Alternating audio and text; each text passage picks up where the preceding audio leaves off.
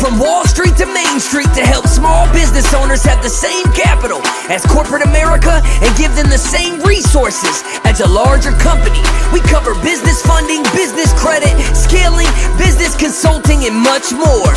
Check out the website at shieldadvisorygroup.com. Welcome to the show, The Liquid Lunch Project.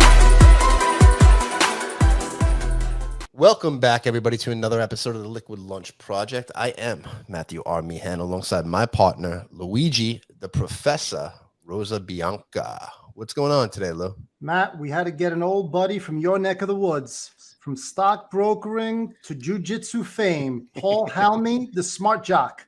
Welcome to the Liquid Lunch Project, my friend.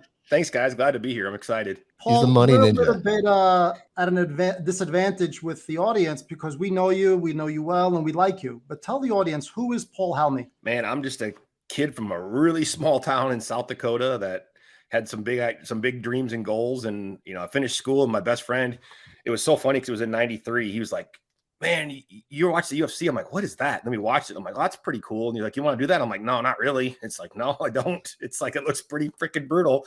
And it was so cool because I met him and he's like, man, I'm going to fight in the UFC someday. I'm like, oh, that's cool. Okay. And you fast forward 4 years later, I'm graduating from college, and he's like, man, I'm moving to either LA, New York, or Dallas. And he goes, and I can't afford LA or New York, so I'm going to Dallas. Those were the three places you could train in 97, really, in the US. And so I packed everything up, and moved down here to Texas, and literally met my wife like 2 months later, and then, chase that corporate dream, of like, oh man, I got a wife, she's pregnant, I need a job now. So through jiu-jitsu, luckily I met these guys that they always dress pretty nice. I'm like, what do you guys do? And they're like, oh, we're stockbrokers. I'm like, oh man, that's cool. I'd love to do that. And this was, now you're in 2001.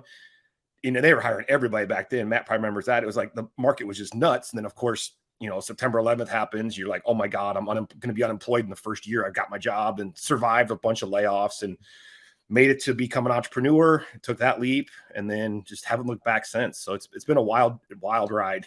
Yeah, that was a crazy time. I started on Wall Street in 1999. I was licensed in 2000. It was actually across the street from the World Trade Center when the towers came down. Man, right. Now you were out in Dallas at that time, but you just got out of college, started. Did you have a martial arts background prior to college? Nothing. I did a little bit of, probably like every kid listening to this, my parents put me in karate for like 6 months when I was like 8 years old. And I was like, oh, this is kind of cool, but yeah, whatever. I just didn't jive with it. And then we'd watch UFC, and my buddy, it was funny because people see me now and they're like, what? I played golf in college. So it's like, people are like, what? I had headphones on, so you can't tell. Matt see me in person. My ears are mangled. It's like I look like but I played golf in college, but you had to go to study hall because, I joke around, all the football players kept flunking out. So it'd make us go to study hall, NCAA. And that's where I met Travis Luter because he was there for wrestling, and he always wanted to go do stuff. And I'd try a little bit. And I was like, man, this stuff sucks. It's like, this hurts. And because back then jiu-jitsu wasn't a tech, we didn't know what we were doing. I mean, it was like, oh, that looks cool. Let's try what that hoist guy did, in the UFC. And then it's like, okay, that hurt. That wasn't fun. But then when I got to Dallas, I got around like real people that were training and doing stuff. And I was like, oh man, okay, I'm learning. This is kind of fun. And then other new people came in, and you're like, wait, I can beat people. Okay. Way more fun now. Cause for a while there, I was just getting killed. I was like, I'd want to quit all the time. And Travis was like, no, I'll just stick with it. It's going to get better. And it did. And man, but jiu-jitsu like shaped my life. I'm so thankful. Jiu-jitsu actually became really popular around that time, right? After Hoist Gracie started winning, and that became like the ultimate martial art, right? Yeah, it did. The problem was it became like the ultimate like fighting martial art for business. It was the worst martial art because we joke around, like people would come in back in the day because I was helping my buddy. Because Travis was like, he's going to fight in the UFC, he wanted to, but then he met a guy that was driving like, he's driving like 45 minutes to come train. He was a wealthy entrepreneur guy who he was like, man, I'm thinking about I'll open a small little spot that I don't have to drive here. I'll set it up for you. You can teach there. So Travis started going over there and teaching. That's how his first gym started. And, people would come in and like, we thought like, oh man, we're going to show them how awesome jiu-jitsu is. So they come in and we just beat the crap out of them. And they're like, man, they didn't sign up. I don't understand this. So it was like a couple of years of like only people that stuck around were insane, guys that wanted to fight that were half crazy or people that were just crazy. So it's like, until it became like, okay, this has got to become like a business, people started figuring out like, hey, you need beginner classes. You can't just murder people for fun. Like with your friends, you can, guys have been training for a year or two. Yeah, you can go hard, but a guy fresh off the street, you can't go hard on them. It wasn't easy finding rich masochists, huh? Dude, it was hard. But the crazy part was, and I'm so, like I said, jiu-jitsu's just been so lucky. This guy, he's still a friend to this day. And this was, God, what, 23? I met him 23, 24 years ago. One of my like super successful friends. He's like in his 60s now. He's like, has like a couple million square feet of commercial real estate. I mean, the guy's a super successful, super nice guy. And he's always one of those guys that has been like a mentor, but we don't talk as much as we used to because he doesn't train anymore. But I get to see kind of what he's doing and talk to him a little bit. And I'm like, oh, okay, this is cool. So it's always been like that guy that's always been there to kind of show us that there was stuff, dude. Because Travis and I came from South Dakota where I didn't know anybody had any money, and I'm starting to meet these people. And then, going from being a broker to being an entrepreneur, and you start running into these people and you're like, whoa, okay, this is wild. Yes.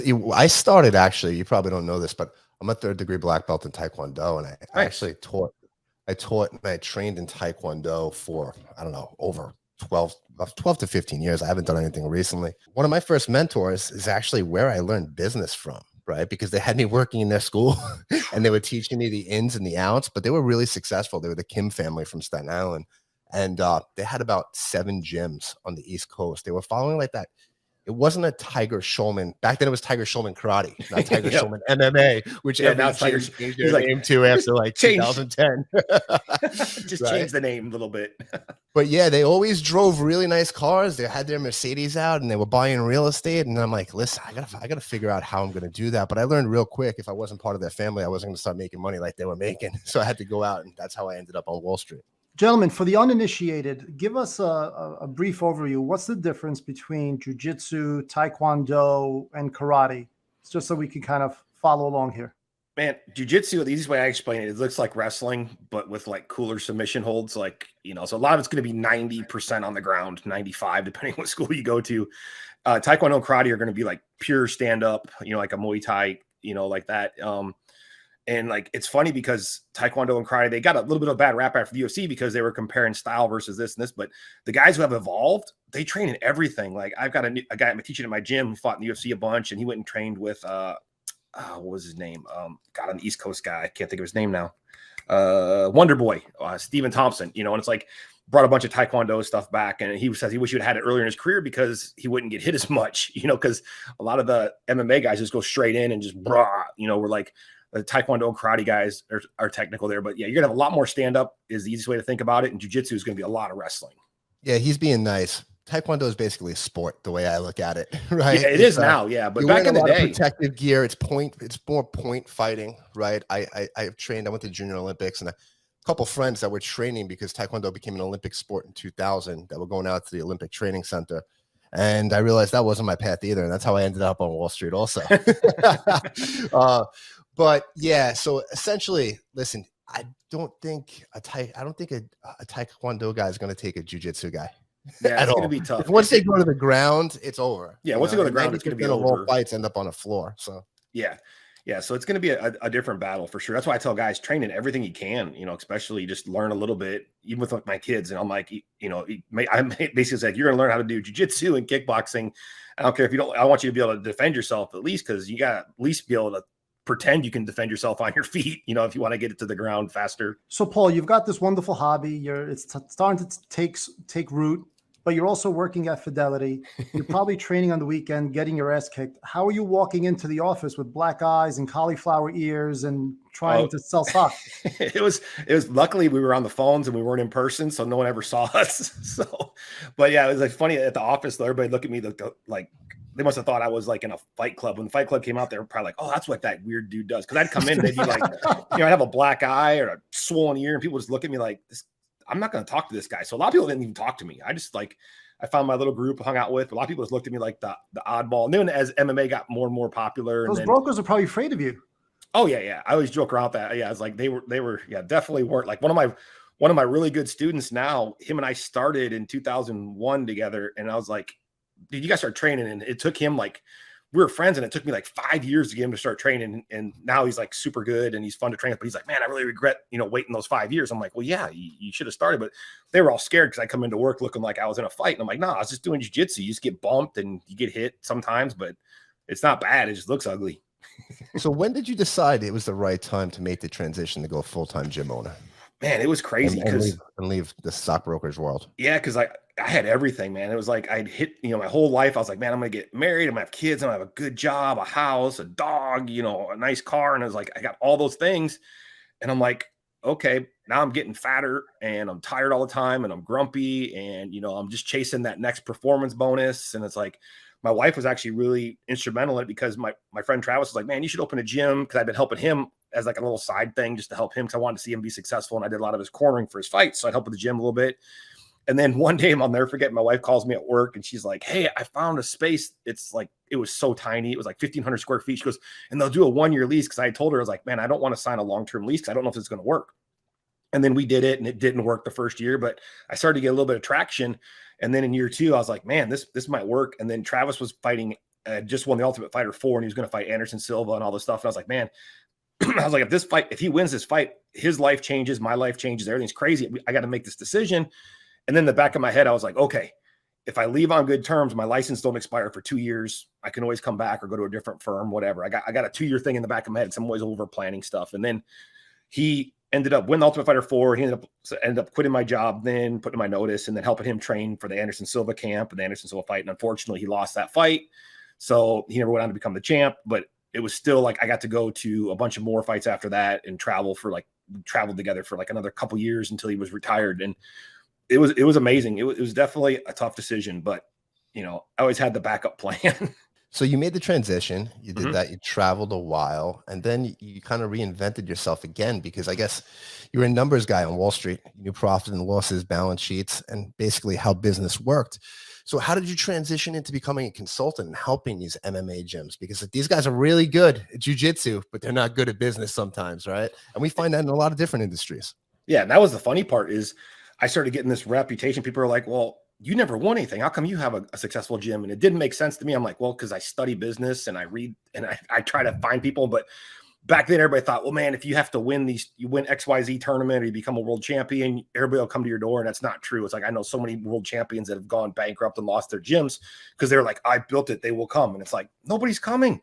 It's like maybe like 1 or 2 people a month. You got to market, you got to learn these things. So I actually wrote a book, How to Make Money with Your Martial Arts Gym, even if you haven't won anything, because it was kind of my shtick. Like, hey, I've won nothing, and I run a really successful gym because I know how to market, I know how to set appointments, and how to close people, I know how to train instructors. And so we kind of built all that stuff out, and then I just got better and better with that. And then people started asking for advice, asking for help. So the book was easy. It's like, oh yeah, just get the book. And then another friend of mine who was in the UFC, Alan Belcher, who's now like fighting for the bare knuckle world championship. He was like, hey man, I think I'm gonna start a consulting company, because him and I ran into each other at events that weren't martial arts related. They were fitness, because we're trying to find, he was like me, he was trying to market and try to learn stuff. And then him and I hit it off, and he's like, yeah, we're thinking about doing this. I'm like, oh yeah, I'd like to do that. And then he hit me up, and I started off just helping him with ads and stuff. And then later on, he's like, man, I really need you to come in and help more. So then we created a new partnership and did that. And we brought in another partner, and then it just kept growing, and it was awesome. Up until 2020, it was like, I was like, man, this is like a dream. Everything's so easy. It's like my gym makes money, consulting company makes money. And then in 2020, I'm all of a sudden running a non-essential business and consulting for non-essential businesses. Well, you know what? I mean, honestly, in the stock market, you've seen the ups and the downs too, right? Oh, so yeah. You've seen the 9/11 crash. You've seen the crash after 2008, right? So you were kind of used to that. So you actually probably got in front of it and got a lot more business, I would assume, up until 2020, when nobody else knew what to do because their business was never hit like that before in MMA space. Yeah, we lost a lot of people because people, they all panic, and I don't blame them. Nobody ever experienced. I mean, I've been through a recession before. I'd never been through a pandemic and a shutdown. So it's like a lot of people, and it's one of the big things where people will shut down, like they'll just stop doing stuff. I'm like, bro, you can't stop doing this. So luckily we had enough clients stick around to get through it. And then now it's been rebuilding. And now it's funny because we're seeing clients start coming back from 2020. And I'm like, I get on the phone with them, I talk to them, I'm like, and they're like, oh yeah, I'm down like 80%. I'm like, what have you been doing for 2 years? And like, well, COVID. I'm like, bro, that excuse ended last year. It's like, you need to get doing stuff. They're like, well, I turned off all my marketing. I'm like, not a good idea. It's like not a good idea. So it's been a lot of education for these guys of like teaching them like, hey, you have to keep putting money behind your business and growing your business. You can't just sit there and like hope for the best. No, absolutely. Me and Luigi are the same way. one thing you can never turn off, and it's Luigi's favorite adage, is marketing. You turn off marketing, new clients stop coming in, then you're slitting your own throat. Yeah, you know, there's this false visceral reaction when things get bad. The first thing you do is turn off the marketing spigot, as opposed to turning it the other way around and making it go full flow. Paul, there's something we want to touch on a little bit here. Yeah. I think we're getting really close to the special sauce. All right. You leave South Dakota and you take this huge leap of faith and you go down to Texas. Okay. But you're a young man, but maybe you've got the security blanket because you say, okay, you know, I can always go back home. Right. Yep. And then you've got this wonderful business and everything is going well. And at the peak of your ferocity, you are on fire. You sacrifice everything because you want to pursue your dream. Are you a guy that takes these calculated risks, or are you just very comfortable with change? That's a good question. A little bit of both. You know, I'm always calculating, trying to figure out the next move. You know, it's like I always want to figure out the next thing, but I'm not afraid to change. And that's one of the things that's helped me a ton. Because if you got to be able, especially when you go into entrepreneurship, you know, and you guys know that's like everything, man, everything's changing all the time. And you sit still, you'll get crushed. I remember when I opened my gym, you get all excited because the yellow page salesman would come around like, ooh, I'm going to create my yellow page ad. This is going to be awesome. We're going to dominate the next 6 months, you know, and that was it. Now it's like, you know, and if you're still running yellow page ads, you're in a little bit of trouble right now. So it's like, you had to learn Facebook ads. Then it was like, okay, now Facebook ads suck. Then we got to learn better Google ads. Okay, now Facebook is being nicer because they're losing a bunch of money. Now they're being nicer and the ads are working again. So it's like, you have to be willing to change. And that's, I run that a lot of gym owners. It's so crazy because like the minute I can literally tell somebody how their business is like in 60 seconds just by asking them a couple questions. Cause I'm like, you know, how many students do you have? You know, what percent do you set them up? And if they tell me, oh, I sign everybody up, I know they don't do any marketing because that's freaking impossible. They're like, man, I sign, everybody comes up and nobody ever quits my gym. And I'm like, okay, but you have 42 students. Like, where did they all go? Oh, well, they turned off their credit cards. I'm like, well, then they quit. You know, they didn't go through my cancellation process. So it's like, it's a big ego sport, unfortunately, where guys that have the businesses are like, no, I know how to do everything. And I have an open mind. Like even with clients, like we'll go to a mastermind and people are talking. I try to get stuff from clients. I'm like, hey, what are you working on? Cause you know, me being more in the consulting world, but still having a business, these guys are in there. They're in there like I was back in the day. Like when I was running my gym full bore, it was just killing it. And I knew everything about everything, but I'm not that guy anymore. I'm the guy now who like manages the managers who manage the gym and run the gym and then doing the consulting. So I think the big thing for me is I'm willing to listen to anybody, you know, and learn from anybody. I think you can learn from pretty much anybody that's doing something. So I have a question about the gyms, right? Yeah. Are more successful gyms doing both like serious competition and recreational, or more successful ones are just, you know, serious competition? Recreational is where all the money's at. Now, is it hard to get somebody that's a really hardcore, true martial artist to go recreational? Yeah, luckily, as you get older, it's pretty easy. It's like things start fading.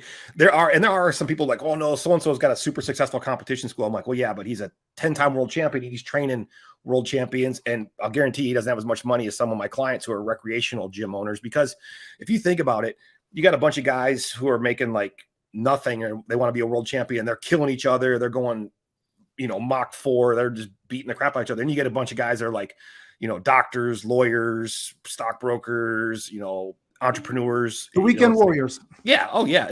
And that's my perfect avatar. People always joke around about my gym because as I get older, my gym gets older. Cause I used to have the gym where we competed all the time. We beat the crap out of each other. Now it's like, man, I just want to train with my friends, you know, burn a bunch of calories. I don't like doing cardio.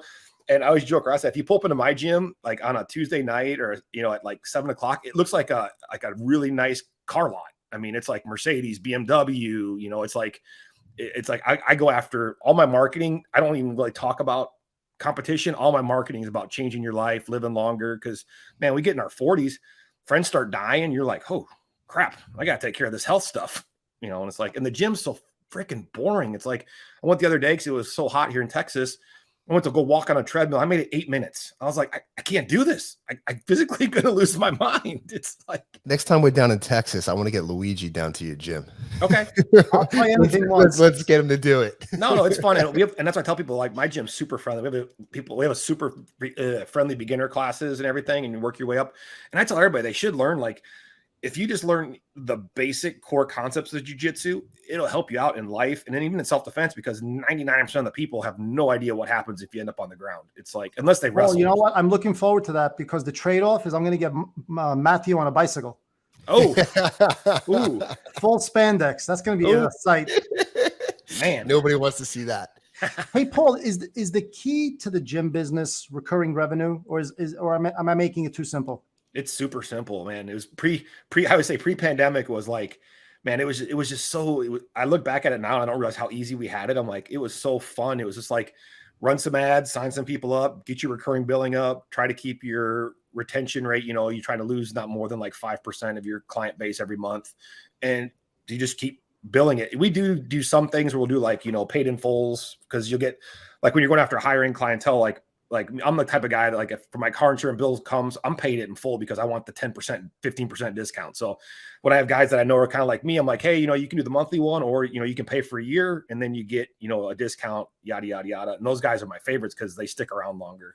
Do you recommend gym owners go for that cross sell, whether it's clothing or, you know, the one-on-ones, or maybe even just like food and beverage? Yeah, everything except food and beverage. That one's been the hardest for me. But I cross sell anything. Like back when I was running the gym only, man, I would sell everything. It was like t-shirts, hoodies, private lessons. You know, we do all kinds of stuff. We tried the vending machines, things like that. I think the only way you can really get that to work to make good money is to have like an actual smoothie shop. I don't know. Do you guys have Lifetime Fitness up there? I don't have one by me in Florida, but there's definitely one in New York. Those are like I wouldn't even call that a gym.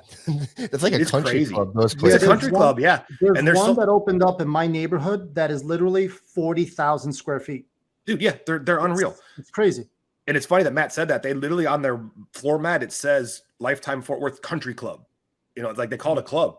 But they go after high end, like they're stupid. You know, it's like expensive for like one person. If you have a family, obviously they work a deal, but it's like, it's the nicest gym. You know, you have to go like, yeah, if you want to lift, you got to go to the very back corner of the upstairs, and that's where they have all the cool stuff. But everything else is just designed super nice. But what they do, and I'd love to know the numbers on this, but I'll sit down in the cafe and just kind of chill for a little bit, and I'll watch, because you know, being the entrepreneur is like, these dudes make so many smoothies a day at like $10. I'm like, oh my God, it's like these people are paying insane amounts of money every day. They have a full-on cafeteria. I mean, it's like, so I'd be interested to know how much money they make off their cafeteria versus. Oh, there's an interesting model I've seen with Equinox. They've got a joint venture with Juice Press.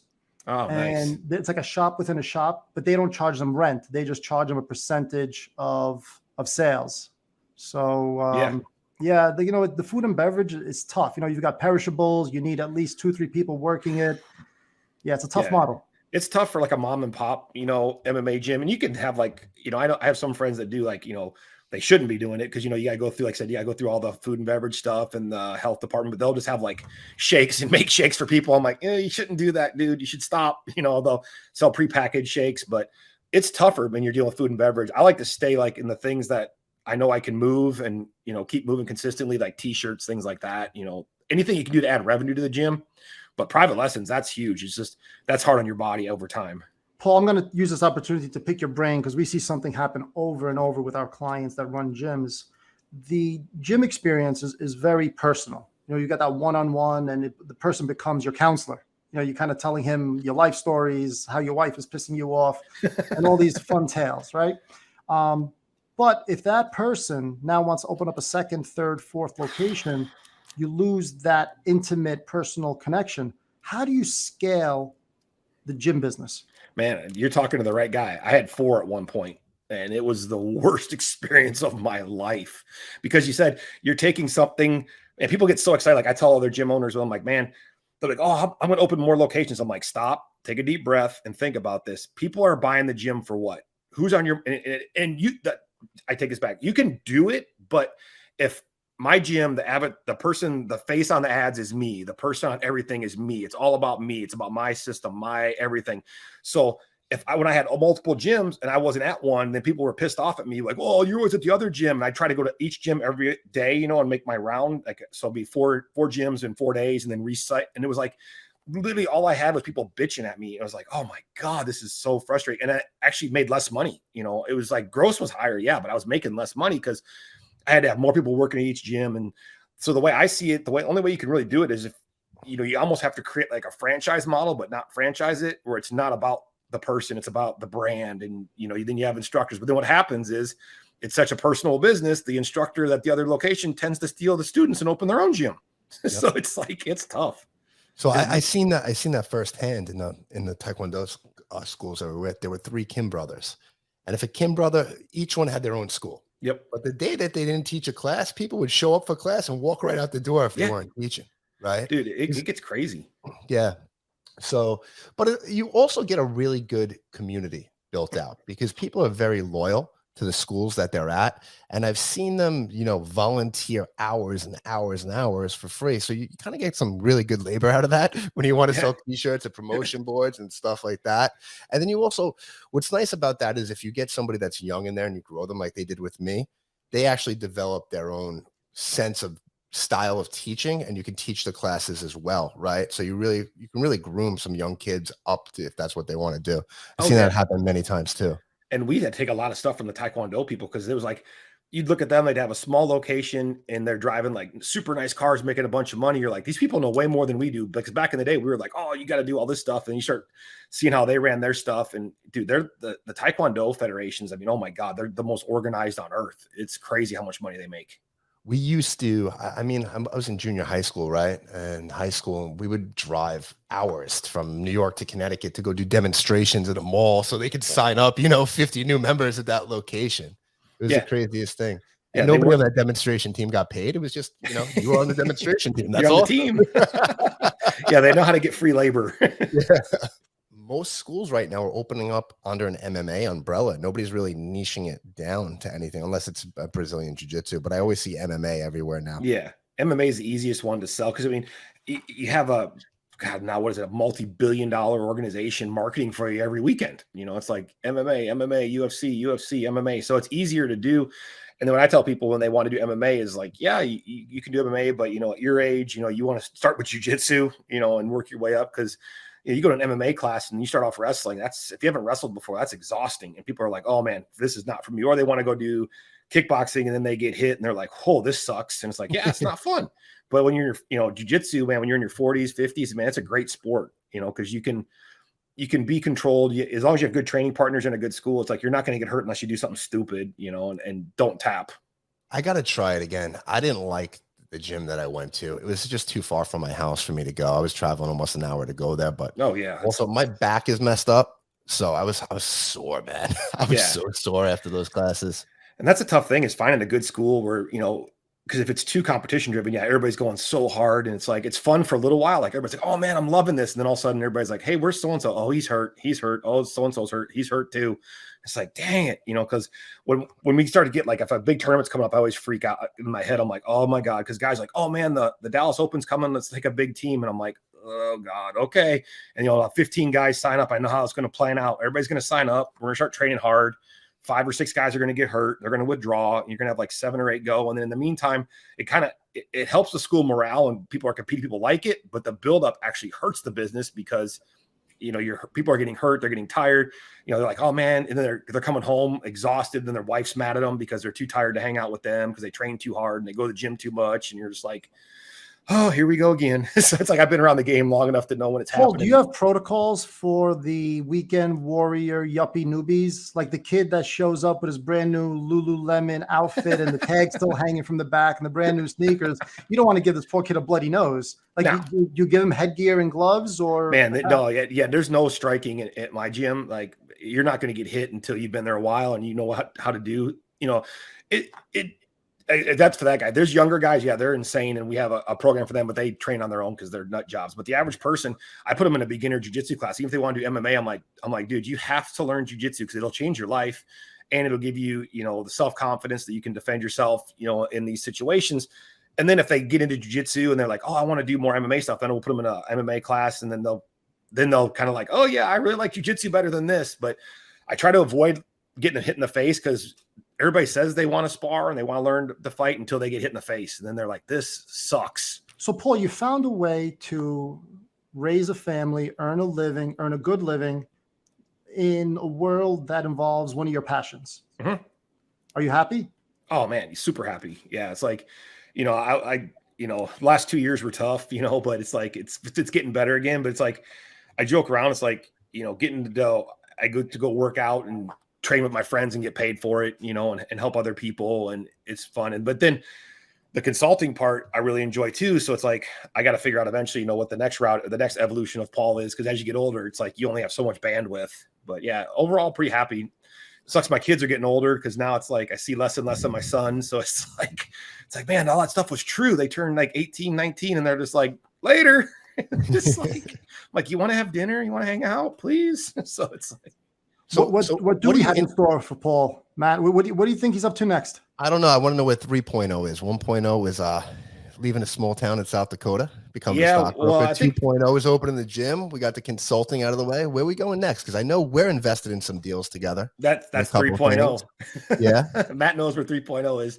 3.0, Paul, is going to be invested in a bunch of stuff where basically I don't have to do anything. And then they just send me checks and I just read their distributions and how the businesses are doing. And then share their stuff on social media. And just, that's the dream for me. Cause I feel like, 1.0, it is funny too, because people ask me that, like, I don't even count like the stockbroker and that part. That was the buildup, but my real life started. 1.0 was open the gym. 2.0 was the consulting and, building up my investments, the traditional way, IRAs, 401ks, health savings accounts, all that stuff. But 3.0, Paul, is going to be just traveling a shit ton, having fun with his wife, and just having a bunch of investments that are spread out, because Matt and I are on some deals, and it's exciting.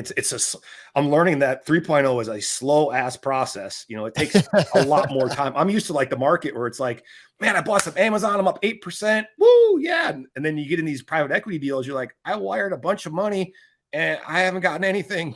And they're like, oh yeah, it'll kick in like a year. And I'm like, okay. Paul, I'm going to give you a gym analogy. It's like going to the gym once and expecting to have a six pack, right? Yes, exactly. Burn. It's crazy how our minds are like that though. Like even me going into the deals, I was like, okay, this is going to be a slow process. It's going to take longer than I've ever expected anything to do. And even me, I'm like, what is going on? Like, where's the checks? It's like, and I'm like, okay, calm down. It's not even been a year. It's like, just breathe. It's going to be, like you said, it's going to the gym. It's like putting these things in. And, and obviously we've been dealing with crazy stuff with like supply chain issues and building delays and stuff like that. But it's exciting to see like these things being built. I joke around with my wife. It's like, I'll send her like an Instagram story of one of the guys that is like post one of the things. And I'm like, oh, hey, this is about to open. She's like, where is it? I'm like, it's in Utah. And it's like, I don't know. It's like, they're going to send me checks. And it's like, yeah. So it's kind of like, you don't see the fruits of the labor that you put into it. Right. Actually, like, I guess when you're building out a gym, you're seeing the mats go and you're seeing it get painted. You get that excitement. Whereas when it's truly passive, you're really not doing anything. And you're just getting, some updates on deals from time to time. Hey, by the way. Yeah. 3.0, Paul, is going to be fun. Everything's going to be built out and you're going to be like, oh, that was really cool. I didn't have to do anything. Yeah, it's so crazy. And then you go back into the investing world, the stock market, compounding the returns. So it's like I told my wife, for the next, 3 years or whatever, every dollar that comes in on one of these deals is going into another deal. It's like, I'm not going to spend any of this money for the next 3 to 5 years because I just want to keep compounding stuff, And then like Matt said, one of these days it's going to be like, whoa, this is fun. All this stuff just comes in. This is cool. Man, there's levels to this game. We know it. You start out as a salesman at Fidelity. Then you go to a small business owner, right? Then you're consulting for multiple small businesses. And now you're in that investor stage. I love it, man. That goes back to the old cash flow quadrant. It's like, I want to be in the eye. Hey, Paul, man, we really appreciate you spending some time and being here with us, but we want to be respectful of it. So can you tell everybody where they can find you, how they can get in touch with your gyms? I'm sure there's some people in here that have some questions for you about their gyms. Yeah. Tell them where they can find you on the socials, man. Yeah. Easiest place, my website is www.paulhalme.com. And then my favorite spot's Instagram, instagram.com/PAUL_HALME. Apparently there's another Paul Halme in the world. He's like an really old attorney in California, which is interesting because there's not very many Halmes in the world, but the few there are has the same name as me. But yeah, I love Instagram as my spot. Facebook is it's a necessary evil, but Instagram's a way happier place. Yes, it is. Paul, thanks so much, man. We appreciate you being here. But before I let you go, describe yourself in one word for us. Driven. I love that. Guys, that's a wrap of the Liquid Lunch Project. We'll see you on the next episode. Thank you for listening to the show. And make sure you subscribe, leave a review, and share it with a friend. We'll see you on the next episode of the Liquid Lunch Project.